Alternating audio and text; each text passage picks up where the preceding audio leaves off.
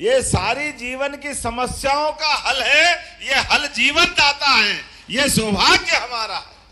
दुनिया में कोई किसी उपकरण को हल करके नहीं बुलाते।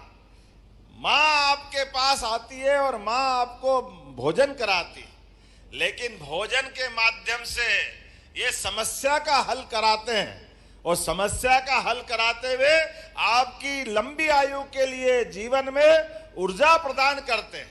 आज के इस दौर में जब नया समय आ रहा है, इस नए समय के माध्यम से हम सब अपने आप को यशस्वी प्रधानमंत्री के माध्यम से, क्योंकि जो बात मेरे पहले यशस्वी अध्यक्ष वी.डी. शर्मा जी ने कही और कई मित्रों ने कही कि जब यशस्वी प्रधानमंत्री बोलने खड़े होते हैं तो सच्चे अर्थों में उनकी अपनी भाव भंगिमा, उनकी भाषा, उनका अंदर का आत्मा का स्नेह अगर किसी बात को सबसे ज्यादा रेखांकित करता है तो उससे पूरा भारत, और भारत तो क्या अब तो पूरा विश्व श्रद्धा से उनकी तरफ देखता है। ये है यशस्वी प्रधानमंत्री नरेंद्र मोदी जी, जो भारत के प्रधानमंत्री, जिनके रोम रोम से भारतीयता टपकती है, जिनकी भावनाओं का प्रकटीकरण इनके पहले कई प्रधानमंत्री और राष्ट्रपति हुए होंगे, लेकिन हमें गर्व है ये दो प्रधानमंत्री खास करके, एक यशस्वी भारत रत्न अटल बिहारी वाजपेयी जी, जोरदार अभिनंदन करो स्वर्गीय भारत रत्न अटल बिहारी वाजपेयी जी का, जिनने ग्रामीण क्षेत्रों की चिंता करते हुए प्रधानमंत्री ग्रामीण सड़क के माध्यम से विकास का नया दरवाजा दिखाया कि गांव के अंदर सड़कों की जरूरत होती है। अटल जी की सपना था। दुर्भाग्य के साथ आज मैं दलों की बात नहीं करूंगा, लेकिन बात निकली तो इसकी जवाबदारी भी होगी। मनमोहन सिंह की सरकार में मनमोहन सिंह जी स्वयं और बाकी लोग जब ये बेशर्मी से बोलते थे, गांव में सड़क की क्या जरूरत है, गांव में डामर की सड़क की क्या जरूरत है, गांव में तो बैलगाड़ी चलती, उनको बैलगाड़ी लेके देना चाहिए। अरे भाई, तुमने गांव नहीं देखा, गाय के घर नहीं देखे, गौशाला नहीं देखी, गांव का वातावरण नहीं देखा। अरे हमारे पूज्य बापू कहते थे, अगर भारत को देखना है, भारत को समझना है तो गांव को समझना पड़ेगा। गांव को, ये महात्मा गांधी का भाव था।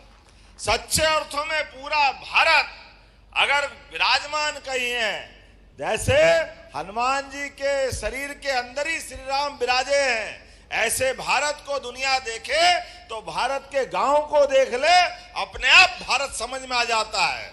इसलिए विकास की अगर बात होगी, भारत की अगर साख बनाना होगी, भारत की संस्कृति को आगे बढ़ाना होगा, तो निश्चित रूप से किसानों के माध्यम से हमारे अपने एक एक गांव के किसान का जीवन सुखी समृद्ध बनाना होगा।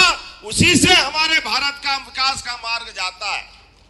और इसीलिए यशस्वी प्रधानमंत्री के माध्यम से श्रीमान नरेंद्र मोदी जी ने जब शासन की सत्ता के सूत्र हाथ में लिए तो उनने इस दर्द को सहा है। हमें इस बात की खुशी है, माननीय प्रधानमंत्री नरेंद्र मोदी जी अगर देश में राज कर रहे हैं तो उनने हर पल हर समय अपने दुख के दिन को भी याद करा है, अपने गरीबी के काल को याद किया है। इसलिए एक एक कष्ट उनको मालूम है कि गांव के अंदर गरीबी का क्या परिणाम आता है, और गरीब क्या गांव क्या शहर। इसलिए चार जाति की भी बात करते हैं तो किसान, गरीब, महिला, युवा। अब आप बताओ, अगर तीनों को, चारों को मिला दें, मैं तो एक बात जानता हूं, जैसे मंदिर के अंदर भगवान का भवन बहुत बड़ा हो सकता है, मंदिर के अंदर शिखर भी लगा हो सकता है, लेकिन मंदिर के अंदर प्रतिमा नहीं है तो मंदिर मंदिर नहीं, वो केवल एक बना हुआ भवन हो जाता है। ऐसे सच्चे अर्थों में वो भवन में बैठी हुई प्रतिमा ये हमारे अन्नदाता किसानों की प्रतिमा होती है। इसका आनंद हम अपने आप में समझते हैं। इसलिए जब किसान की बात करते हैं, कितना अनुशासित देश है, पूरे दुनिया के अंदर 145 करोड़ का देश, लेकिन गांव के अंदर हमारे अपने किसान दुर्भाग्य के साथ कहना पड़ रहा है, जो उनको आजादी के समय मिल जाना चाहिए था, ये देने के लिए भी 55 साल लगे इस बात के लिए। लेकिन प्रधानमंत्री स्वर्गीय भारत रत्न अटल बिहारी वाजपेयी जी ने सड़क दी।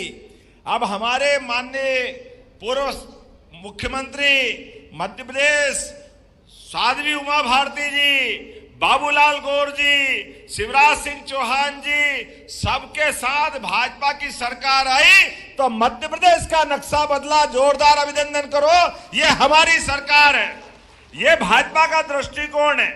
कहां एक तरफ हेदल सिंह जी ने कहा कि 7 लाख हेक्टेयर की सिंचाई होती थी।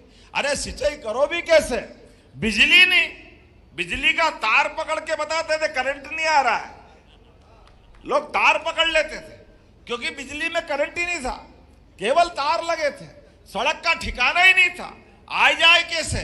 लेकिन ना सड़क ना बिजली, पानी का तो सवाल ही नहीं। मैं उज्जैन से आता हूं, बड़ा दुख होता है। 1977 में योजना बन गई थी नर्मदा विकास प्राधिकरण के माध्यम से, पूरे प्रदेश में किसानों की जिंदगी बदलने के साथ साथ नगरों में पीने का पानी दे सकते हैं, खेतों में पानी दे सकते हैं, उद्योग में जल दे सकते हैं। इसलिए नर्मदा जी के माध्यम से ये बड़ा प्रोजेक्ट बना था। लेकिन दुर्भाग्य के साथ कहना पड़ेगा, हम अपनी जब उज्जैन में बात करते थे सिमस्त अच्छा करना है, नर्मदा जी का पानी दे दो, छिपरा जी में पानी नहीं रहता है। तो इसमें बड़ी बेशर्मी से विधानसभा के अंदर पूर्व मुख्यमंत्री शिवराज सिंह जी चौहान ने भी इस बात को कोट किया।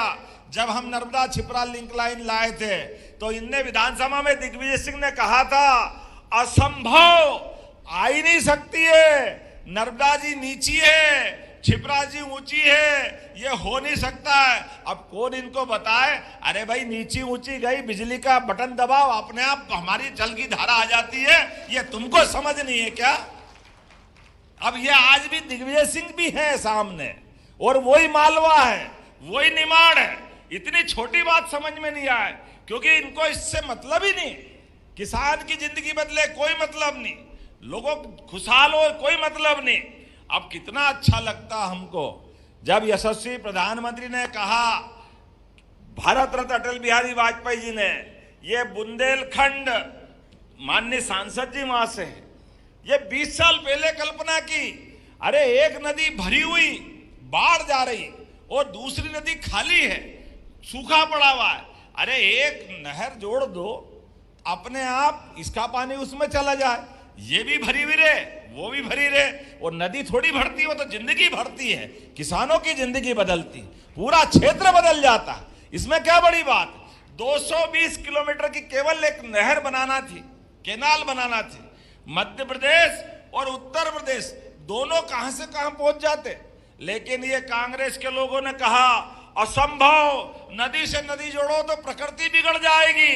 अरे वाह रे वाह भैया, तुम्हारी भारी प्रकृति है, तुम्हारी बुद्धि कहां गई, क्यों नहीं, बिल्कुल नहीं हो सकता है, असंभव। जब हम करने गए तो उसमें अड़ंगे लगाए, हाई कोर्ट चले गए, सुप्रीम कोर्ट चले गए, फिर वो पर्यावरण के लिए एनजीटी चले गए, लगातार 20 साल बिगाड़ दिए। हमारी 2 पीढ़ी बिगड़ गई, 2 पीढ़ी। लेकिन मुझे इस बात की प्रसन्नता है, अपनी सरकार बनी, हमने सारे कोर्ट के फैसले भी जीते और 1 लाख करोड़ की केन बेतवा नदी का भूमि पूजन किया है पूरे किसानों के लिए। पूरा हमारा बुंदेलखंड, क्या पन्ना, क्या दमोह, क्या सागर, क्या हमारा यहीं से चालू होगा रायसेन, विदिशा, क्योंकि बेतवा यहां से निकल रही है, काली सिंध, चंबल के माध्यम से यहां भी जिंदगी बदलने वाली। मजबूरी में वहां के लोग पलायन करते थे और लोग तकलीफ आए, परेशानी आए तो कभी कभी बंदूक भी उठा लेते थे। क्या करें, भूखे भजन न होए गोपाला, ये तो जिंदगी का सवाल है। बाल बच्चे भूखे देखे तो परमात्मा जो करे वो होगा। लेकिन ये परिस्थिति सरकार को सुधारना चाहिए थी। मुझे इस बात की प्रसन्नता है, 1 लाख करोड़ केन बेतवा का और 70,000 करोड़ का बड़ी धनराशि राजस्थान मध्य प्रदेश को मिलाकर के श्योपुर, मुरैना, शिवपुरी, गुना, राजगढ़, शाजापुर, देवास, इंदौर, उज्जैन, मंदसौर, रतलाम, जोरदार अभिनंदन करो। ये सब क्षेत्र में जाने वाला है। हमने पारस पत्थर नहीं देखा, लेकिन पारस पत्थर की कहानी सुनी है। पारस लोहे को छुए तो लोहा सोना हो जाता है। ये हो ही नहीं हो मालूम नहीं, लेकिन ये मेहनतकश किसानों को मालूम है, सूखे खेत में पानी मिल जाए तो फसल सोना हो जाती है। इस बात में कोई शंका नहीं।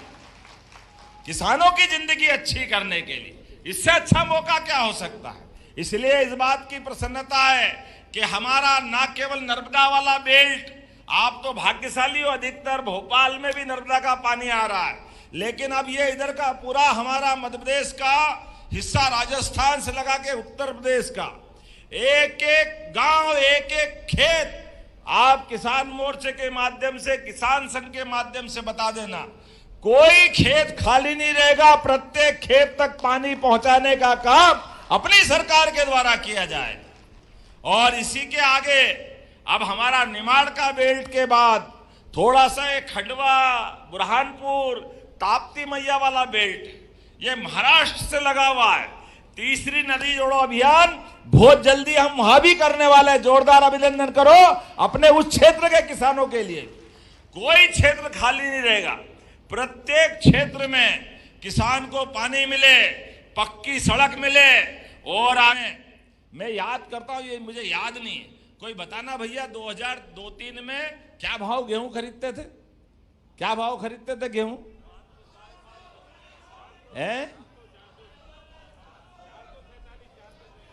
ये अभी गूगल से देखा इनने क्या 447 का भाव था 2003-04 में। आप बताओ, 1956 से बना मध्य प्रदेश और पूरी सरकार इनकी चली, तो क्या पहले 2 रुपए किलो खरीदते थे? क्या 2 रुपए कुंटल खरीदते थे क्या? 1956 में क्या भाव था बताओ आप? और 55 साल में केवल 400 रुपए कुंटल। और ये है भाजपा वाली सरकार के 26 रुपए क्विंटल में खरीद रही है। ये 20 साल में ये प्रगति अपनी, ये अपना किसानों के प्रति प्रेम है कि हम अपने गरीबों की भी चिंता कर रहे हैं। जोरदार ताली बजाओ। नरेंद्र मोदी जी सबको मुफ्त अनाज दे रहे हैं। गरीब आदमी के जीवन में भी उसका जीवन अच्छा होना चाहिए। तो हमारे लिए राम राज का हमने सुना था, भगवान राम के राज में कोई भूखा नहीं सोता था। ये हमारी आंखों के सामने देख रहे हैं। 100 करोड़ लोगों को प्रति साल, माननीय अध्यक्ष जी बैठे हैं, 2 लाख करोड़ रुपया खर्चा करके 100 करोड़ लोगों को ये हर महीने अन्न देने का काम करते हैं। जोरदार ताली बजाओ। ये है प्रधानमंत्री नरेंद्र मोदी जी का मन। और 2028 तक दे रहे हैं। हमारे अपने किसानों को उनका मूल्य दिला रहा है और गरीब आदमी को भी भूखा नहीं मरने दे रहे। ये अपनी परिवर्तन के आधार पर ये सरकार की भावना बताती है कि उदारता पूर्वक। आज इतना ही नहीं, अभी तो धान का मुद्दा भी आया। जब मैं कल गया तो उन्होंने कहा ये 2000 कम पड़ रहे हैं। तो जैसे आपके साथ बैठा, उनसे पूछा कितना कर दें, बोले डबल कर दो। हमने कहा हमारे लिए क्या जाता है, ये किसानों की सरकार है, मैं भी किसान का बेटा हूं। मंत्री जी से कहा कि मंत्री जी को जो बता दूंगा सब हाँ ही करेंगे, तुम तो 2 का 4000 करने की घोषणा करता हूं और इसी सत्र से 4000 रुपया क्विंटल गेहूं देने के लिए। लेकिन आगे आपको निवेदन करना चाहूंगा, हमारे सरकार के द्वारा फसल चक्र में भी बदलाव का आह्वान कर रहे हैं। कई जगह हमारे अपने किसानों के माध्यम से हमारे लिए वर्तमान के दौर में अभी तो धान के बदले में मूंगफली, दलहन फसल, इसका अलग से लाभ देने वाले हैं। अपने बीच ये नए प्रकार की फसलें और खास करके प्राकृतिक फसलें, जैविक खेती, इसके माध्यम से मध्य प्रदेश की पहचान अलग बनना चाहिए। उसी प्रकार से कपास के लिए आप अंदाज लगा लो, ये जो हमारी इन्वेस्टर समिट हुई है, ये इन्वेस्टर समिट का बड़ा रोल आपका है। आपके माध्यम से हमारा कपास धीरे धीरे करके, यद्यपि अभी भी 15 से 20% देश का कपास अपने यहाँ उगता है, लेकिन ये कपास के माध्यम से भी क्रांति आने वाली है। हमारे कपास से हमारा धागा बनेगा, धागा से कपड़ा बनेगा, किसान आदमी अपनी फसल भी उगाए और परिवार वालों को टेक्सटाइल में काम दिला दे। और इस आधार पर एक एक व्यक्ति के घर में आय बढ़ाने के लिए सरकार एक लेबर जो वहां टेक्सटाइल यूनिट में जाएगा उसको 5,000 रुपया अपनी तरफ से आपकी भाषा में बोनस देगा। ये काम भी अपनी सरकार के माध्यम से हो रहा है।